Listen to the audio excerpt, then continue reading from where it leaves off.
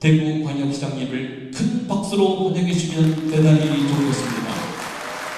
여러분, 함성의 박수를 보내주십시오. 홍반장님 화이팅!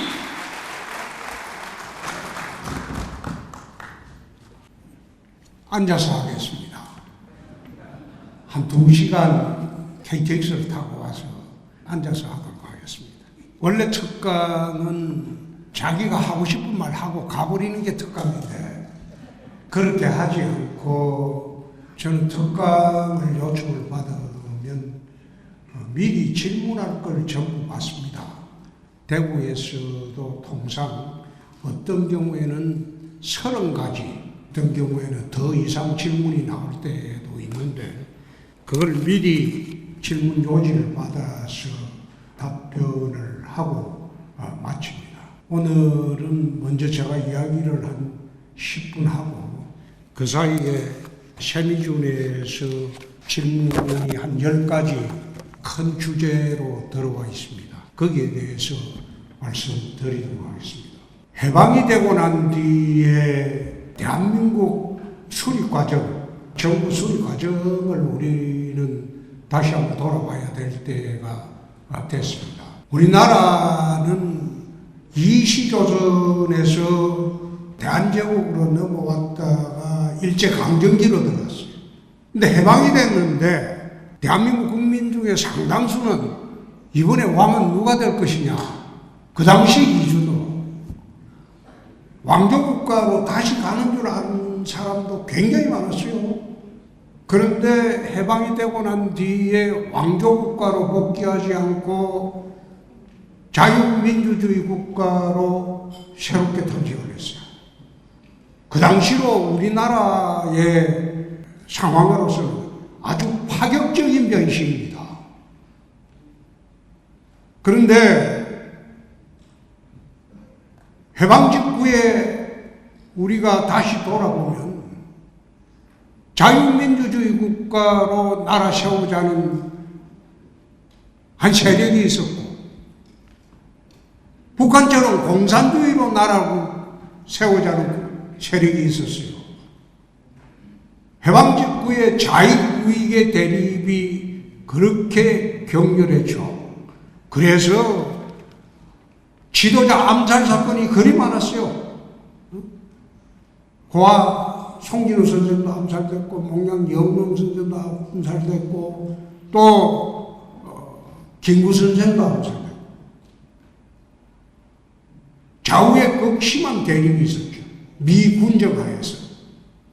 그러다가 대한민국을 세우자고 하는 이승만 중심으로 한 보수 우파 세력, 그리고 공산주의 국가를 세우고자 하는 북한에서 이제 지령받고 설치된 남노당의 박헌영이 세력, 이게 자유우익 세력으로 대한민국에서 극심하게 쟁투를 벌이다가 결국은 보수 우파 세력이 이겼어요. 그래서 자유민주주의 국가가 48년도 8.15 때 정부가 수립되고 총선거로 국회가 수립되고 이렇게 해서 탄생된 겁니다. 그러면 이 나라 건국 당시에 대한민국의 출발은 보수 우파 세력이었어요. 근데 보수 우파 세력들이 나라를 잡았는데 나라를 운영할 경험이 있는 사람이 대한민국에는 전무했어요. 그러다 보니까 이승만 정권에서 타협을 하지 않을 수 없었던 게 일제의 경찰들, 그 다음에 관리들, 소위 진보 좌파 진영에서 주장하는 친일 세력들, 그 사람들을 제한적으로 등용하지 않을 수가 없었어요.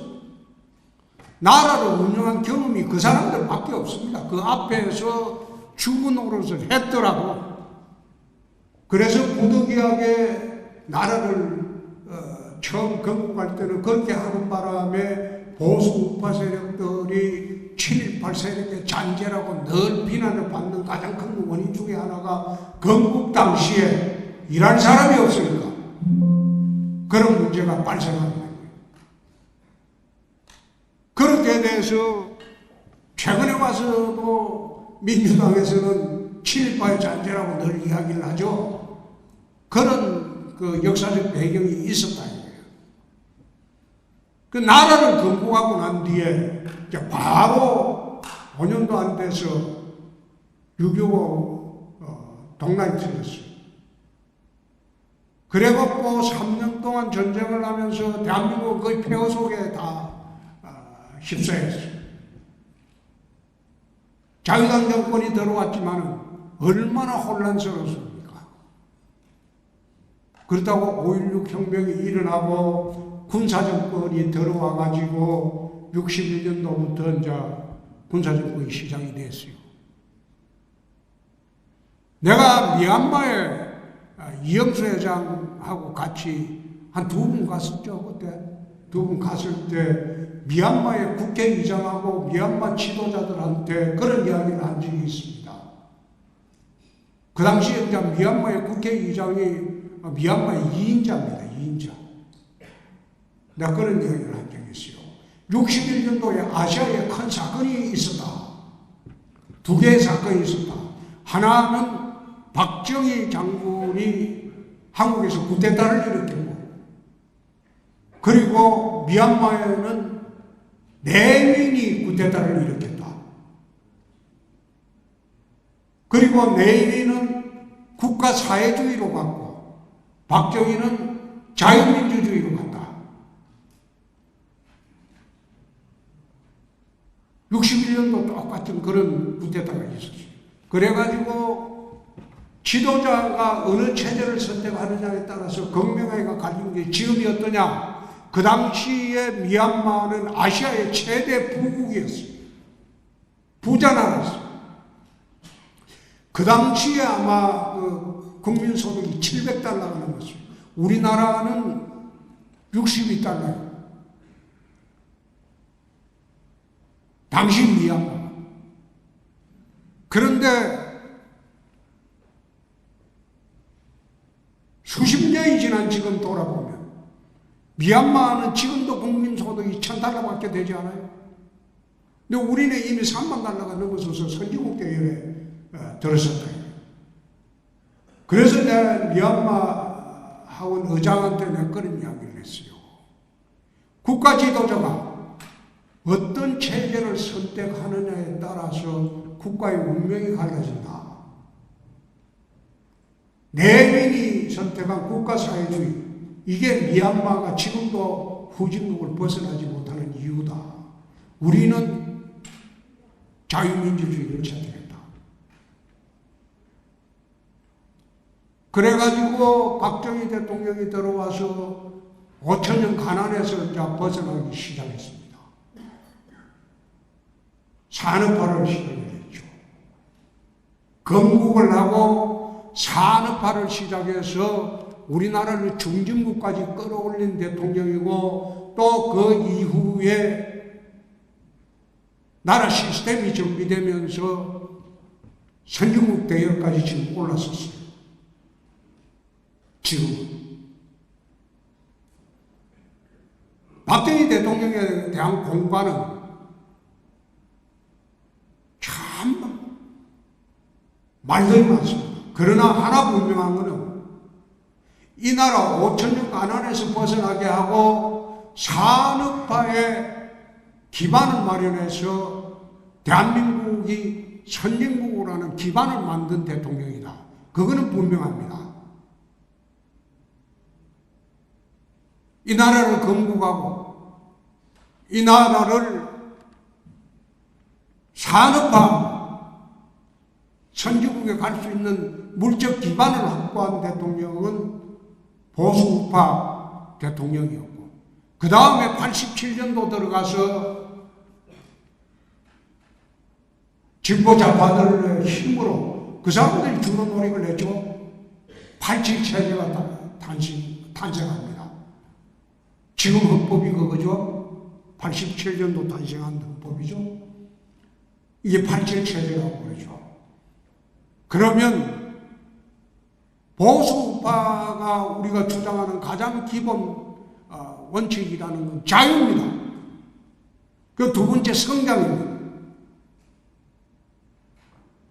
자유와 성장을 내걸고 이 나라를 건국하고 산업화하고 5천년 가난에서 벗어나게 하고 그 다음에 진보 좌파들이 주장하는 기본 가치는 평등과 분배입니다.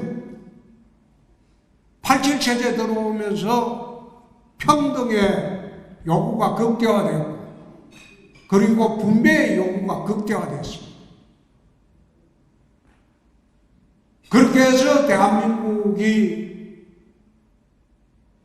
소득 3만 달러 이상의 선진국으로 진입을 한 겁니다. 보수 우파와 진보 좌파의 이런 대립구도가 가장 극명하게 발생한 것은 나는 노무현 대통령 시절로 봅니다. 그때부터 보수 우파와 진보 좌파의 극명한 대립이 시작이 돼가지고 그 다음 이어지는 게 세대 간의 대결입니다. 2030과 6070의 세대 간의 대결로 치닫게 됩니다. 그렇게 하다 보니까 노무현 대통령 이후 한 20년 동안 진영 논리가 지배를 하기 시작했어요. 보수 우파 진영은 우리 우파 진영의 사람이 아무리 못된 거 잘못된 거 도둑놈이라도 옹호하고 진보 좌파 진영에서도 우리 진영의 사람이라면 아무리 잘못되고 진짜 죽인 놈이고 부패한 놈이라도 진영 논리로 옹호하고 내 식구만 챙기는 그런 나라가 되겠어요. 진영 논리가 지배를 하니까 도대체 지금도 그래요. 뭔 사건, 뭔 현안이 터지면 홍해에 물 갈라졌어요. 쫙 가면 옳고 그름을 따지죠. 그러다 보니까 나라가 혼란스러워요. 한 20년 걸렸어요. 그게 이제 극명하게 나타나는 게 선거를 통해서 나타납니다.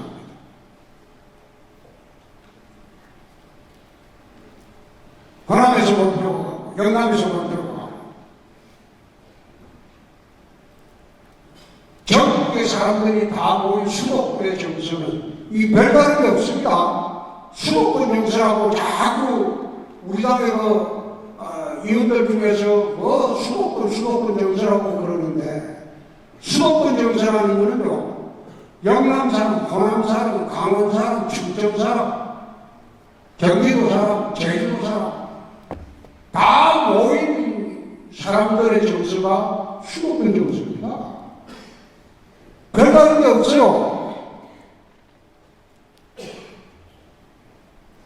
그런데 요즘 정치하는 사람 보세요. 진영 논리만 지배를 하니까 이재명 후보도 그렇게 부패하고 해도 패널이 형성되어 있어요.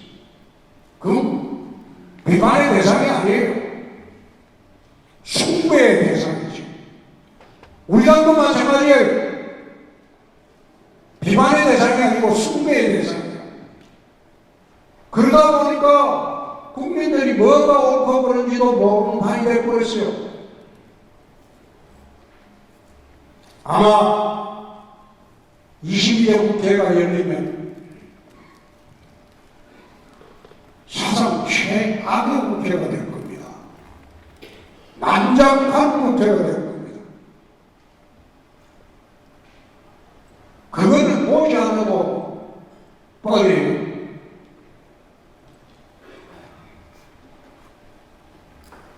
걱정스럽죠. 그럼 나라가 물질적으로는 소득 3만 불 시대에 들어왔지만 정말 이 나라가 정치, 경제, 사회, 문화 모든 측면에서 선진국대에 들었었느냐? 나는 아니라고 봅니다. 가장 먼저 고쳐줘야 하는 게 정치만.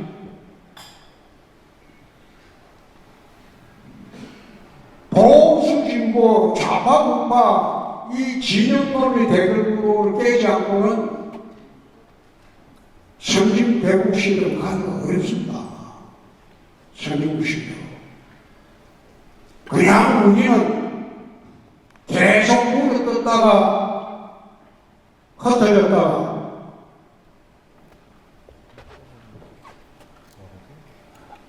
참으로 어려운 나라가 될 수밖에 없을 것이다. 그래서 제가 이야기하는 것은 국익개혁입니다. 좌파든 우파든 정치하는 사람들은 국익을 생각해야 된다. 나라의 이익이 되고 국민의 이익이 된다면 좌파 정책도 수용을 해야 된다. 나라의 이익이 되고 국민의 이익이 된다면 우파 정책도 수용을 해야 된다. 가리지 않아야 된다. 좌우가 통합을 하려면 그 상위 개념으로 국익 개념을 우리가 생각을 하지 않을 수 없다. 나라의 이익이 되나? 어느 게 나라의 이익인지 한 번만 더 생각해보고 정책 결정하고 정치를 하는 게 어떻게 되느냐. 헌법 41조 이하를 보면 국익 우선 정치를 하라고 헌법에 선언이 되어 있어요. 헌법 46조 이하를 하면 지금 스마트폰으로 검색해보세요.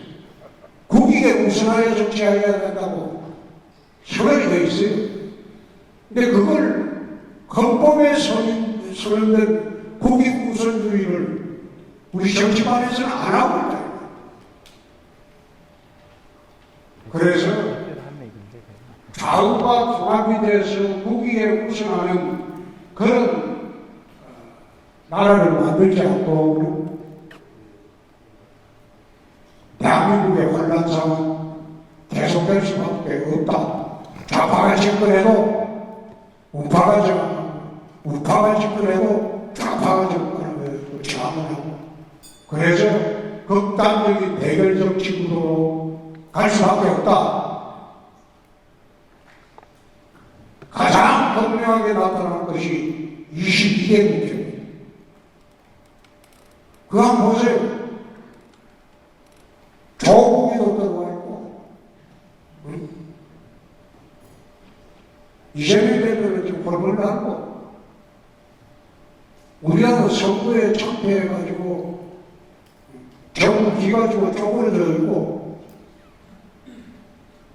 21대보다 지금 국회 의석수가 더한 조직으로 되어 있잖아요. 그거 어떻게 감당할 거예요? 이 당에 전사가 있습니까?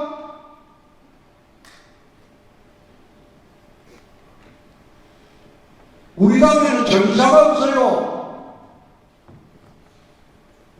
민주당에는 전사가 정말 많습니다. 우리 당에 있었던 마지막 전사는 이교, 김문수, 홍준표가 이 당의 마지막 전사였어요. 근데 그 이후로 우리 당 사람들 중에 전사 있습니까? 민주당하고 투쟁한다고 하면 요즘 기껏한다는 게 뭐예요? 뭐 이상한 거 하나 들고 맨날 국회 그 밑에 앉아가지고 과마음 지르고 끝나는 거예요. 그게 무슨 정치야? 계획도 없어요. 아무런 그게 어떻게 하고 어떻게 프레임을 짜고 하는 그것도 없어요. 왜 전사가 없어야 되나? 민주당은 밑에서부터 커올라가는 사람들입니다. 일반 당직자부터 커올라가가지고 당에 대한 충성도라든지 애착심이라든지 이게 어릴 때부터 정치 시작할 때부터 몸에 배인 사람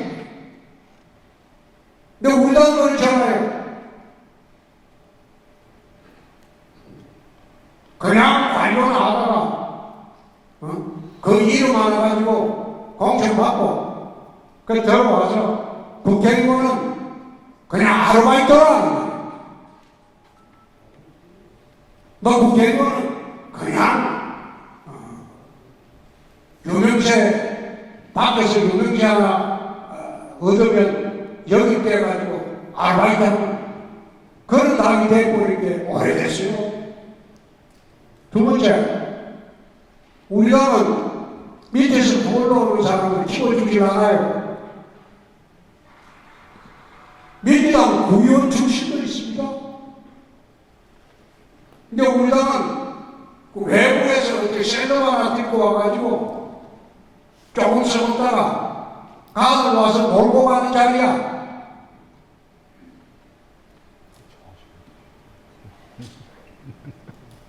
그렇게 한 지가 오래됐어요. 세 번째, 우리 당은 대결 투쟁이나 민주당하고 투쟁하다가 상처를 입고 공격을 당하면 당 차원에서 보호해주지 않아요. 네가 알아서 살아라. 그리고 심지어 재명하려고 해요.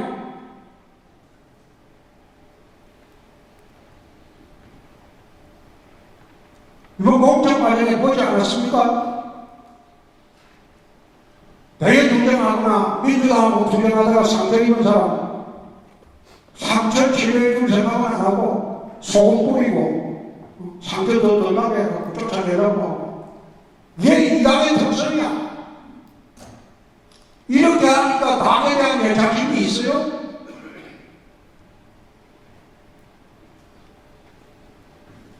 그냥 우리는 이념 집단이고 정당은 이념 집단이 돼요.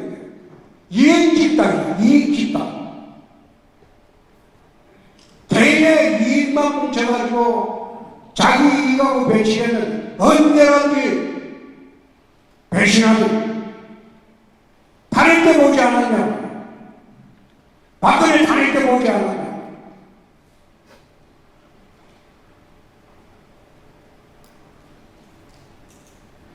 그런 사람들이 모인 집단이 우리 당이 되다 보니까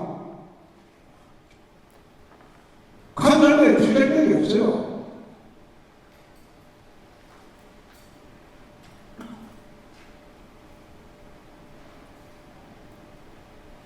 우리가 이런 모여서 이야기하면 머릿속에 좀 넣어가지고 당원들이 전부 좀 각성을 해야 돼. 그냥 우르르 몰려다니는 이번에 광주의 민주당을 하고 있습니다. 광주의 국회의원이 800입니다. 800 중에서 광주 시민들이 7명을 갈아쳤습니다. 그건 당에서 갈아친 거 아닙니다.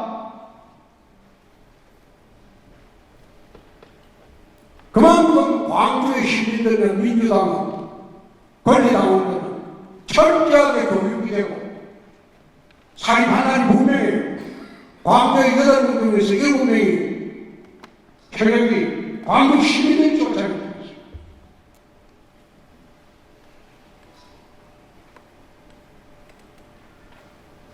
대구나 영남 지역은 그렇게 하지 않아요. 좋은 게 좋다는 식으로 그냥 운동하려고 하죠. 정치 의식이 다르다. 민주당에 있는 사람들하고 우리 당 사람들하고 정치 의식이 정치를 치열하고 우리는 그냥 아니라고 그냥 이기고잉하자 좋은 게 좋다는 거 아니야. 뭘 떠들어 사냐. 일단은 뭐 따라가면 되지. 그런 식으로 하니까 위기가 온다.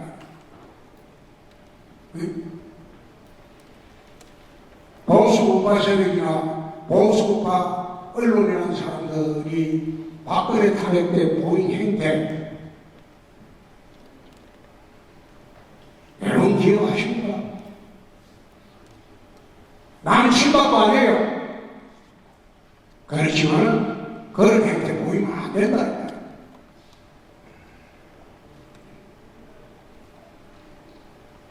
2018년도 지방선거 할때 트럼프까지 동원해서 위장폐가 쇼를 했어요. 그것도 지방선거 하루 전날 싱가포르에서 설계를 해가지고 전국에 80% 이상이 속았지. 그걸 내가 위장폐가했답니다. 그 말했다고 나를 악담했다, 막말했다, 보수언론부터 시작해 방송, 우리 당 의원들, 후보들 전부 다 나서서 발말하고 그게 위장폐가 해당이었죠. 1년 뒤에 발표했었어.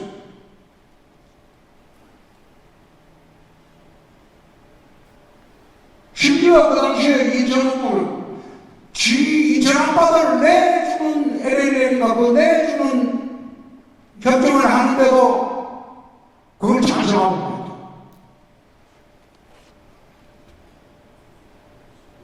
그거 아니다. 그래 이야기하면 나는 온갖 비난, 당내에서부터 비난을 했어요. 그때 내가 그런 이야기 했어요. 이것은 절대 안 되는 생각이다. 대북 경북도 건질 수 있으면 다행이지만 그건 위험하다. 그러나 우리가 일어서기 위해서는 명분을 가져야 된다. 정치는 명분 없이 하는 것은 그건 정치 아니다. 다시 일어서는 명분이 있어야 된다. 이 위장평화정은 우리가 속아서는 안 된다. 우리 당 의원들이 전부 돌아서서 내 사태를 하고 내가 그런 이야기 했어요. 우리가 일어설 때 무슨 명분으로 일어설 것이냐. 그때 말이 옳았다. 우리 말이 옳았다. 그 명분이 있어야 될 거 아니냐. 그래 이야기해도 그 당시에 전부 문재인 20대 돼갖고 선거를 해본들 그 지방선거 됩니까? 그래서 이제는 그렇게 하지 말고